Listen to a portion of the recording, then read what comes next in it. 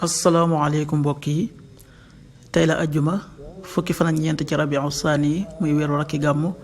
di ñeenteelu weer ci atum junni ak ñeenti téeméer ak ñeent fukk ak juróom benn ci gàddaay yonente bi sallallahu alayhi wa sallam dëppoo fukki fan ak juróom ñett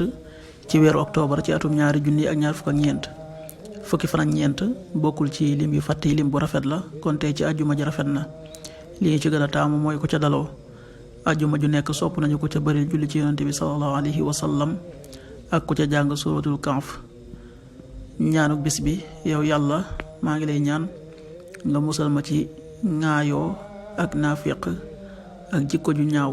allahumma inni a'uudu bika min ash-shiqaaqi wan nifaaqi wa suu'il axlaaq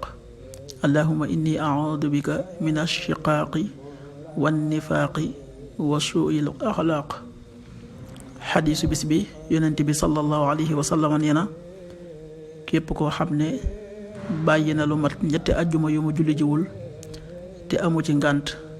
dees na ko bind ci naafiq yi. xadis bi at-Tabaraani yi nettali na ko. qaala rasulullahi sallallahu alayhi wa sallam man taraka salaasa jumuaatin min gayri uzr kutiba min almunaafiqiin rawahu at-Tabaraani.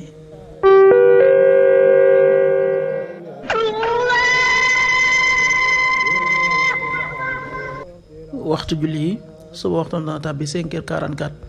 juróomi waxtu yu tegal ñeent fukki simili ak ñeent tisbaar 13h19 benn waxtu wu tegal fukki simili ak juróom-ñeent takkusaan 16h19 ñeenti waxtu yu tegal fukki simili ak juróom-ñeent timis 18h47 juróom benn waxtu yu tegal ñeent fukki simili ak juróom-ñaar gee 19h58 juróom-ñaari waxtu yu tegal juróom fukki simili ak juróom-ñett. loolu mooy waxtu julli yi ci Touba ak li ko wër.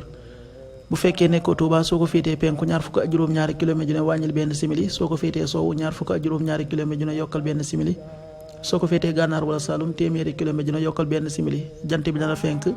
6h58 juróom benn waxtu yu tegal juróom fukki simili ak juróom-ñett